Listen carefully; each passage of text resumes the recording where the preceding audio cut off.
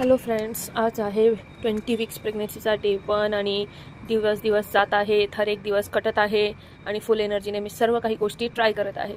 आज direct लंचपासूनचाच video करत आहे. आलू भेंडीची मिक्स भाजी आणि मस्तपैकी ताक आणि चपाती घेऊन आज मी लंचला सुरुवात केली. आणि त्याच्या 1 तासानंतर आज एकदम म्हणलं पेरू थोडंसं चाट वगैरे मसाला टाकून सगळं करावं. त्याच्या थोड्या वेळानंतर मी थोडीशी बुक वगैरे आजपासून रीडिंगला स्टार्ट केलेलं आहे. माइंडला थोडंसं पॉझिटिव्ह आणि डिस्ट्रॅक्ट करण्यासाठी ह्या सगळ्या प्रेशरमधून बुक्स वगैरे छान रीड करायला घेतलेली आहे.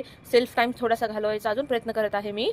आणि हे सर्व झालेलं असताना जरा 2-2 तासाने म्हणला एक आलूचा फरसाणचा जो चिवडा असतो जे स्पेशली उपवासाला खातात तो थोडासा खाल्ला.